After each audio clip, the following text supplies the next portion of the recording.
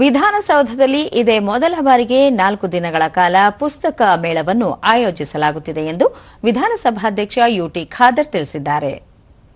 February 27ರಿಂದ March 2ರವರೆಗೆ ಪುಸ್ತಕ ಮೇಳ ನಡೆಯಲಿದ್ದು, ಮಾರ್ಚ್ 3ರಂದು ಅಧಿವೇಶನ ನಡೆಯಲಿದ್ದು, ಭದ್ರತೆ ಕಾರಣದಿಂದ ಈ ದಿನದಂದು ಸಾರ್ವಜನಿಕರಿಗೆ ಪ್ರವೇಶ ಇರುವುದಿಲ್ಲ. ಪ್ರತಿದಿನ ಸಂಜೆ ಸಾಂಸ್ಕೃತಿಕ ಕಾರ್ಯಕ್ರಮ ಹಾಗೂ ಕವಿಗೋಷ್ಠಿ ಆಯೋಜಿಸಲಾಗಿದೆ ಎಂದು ಮಾಹಿತಿ ನೀಡಿದರು.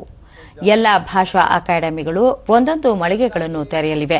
ಈ ಸಮಯದಲ್ಲಿ ಸಾರ್ವಜನಿಕರಿಗೆ ಮುಕ್ತ ಅವಕಾಶವಿದ್ದು, ಒಟ್ಟು 15 ವಿಷಯಗಳ ಮೇಲೆ ಸಂವಾದ ಕಾರ್ಯಕ್ರಮ ನಡೆಯಲಿದ್ದು, ಪ್ರತಿದಿನ 4 ವಿಷಯಗಳ ಕುರಿತು ಸಂವಾದ ನಡೆಯಲಿದೆ. ಕನ್ನಡ ಸಾಹಿತ್ಯ, ಕ್ರೀಡೆ, ಮಕ್ಕಳ ಸಾಹಿತ್ಯ, ಚಲನಚಿತ್ರ ಸೇರಿದಂತೆ ಪ್ರಮುಖ ವಿಷಯಗಳ ಮೇಲೆ ಸಂವಾದ ನಡೆಯಲಿದೆ. ಶಾಲಾ ಕಾಲೇಜುಗಳಿಂದ ಆಗಮಿಸುವ ವಿದ್ಯಾರ್ಥಿಗಳಿಗೆ ವಿಧಾನಸಭೆಯ ಸಭಾಂಗಣ ನೋಡಲು ಅವಕಾಶ ಕಲ್ಪಿಸಲಾಗಿದೆ ಎಂದು ತಿಳಿಸಿದರು. ಅವರು ಒಂದೆರಡು ಪುಸ್ತಕ ಬರೆದಿದ್ರೆ ಅವರು ಬೇರೆ ಅಕಾಡೆಮಿಯ ಸ್ಟಾಲ್ ಅಲ್ಲಿ ಇರಬಹುದು.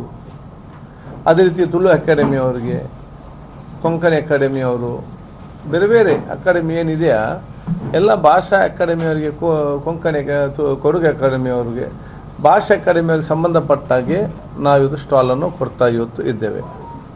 ಅದರ ಜೊತೆಯಲ್ಲಿ ಸರ್ಕಾರದ ಪಬ್ಲಿಕೇಶನ್ಸ್ ಇದೆ, ಅವರಿಗೆ ಕೂಡ ಅವಕಾಶ ಇರುತ್ತಿದೆ.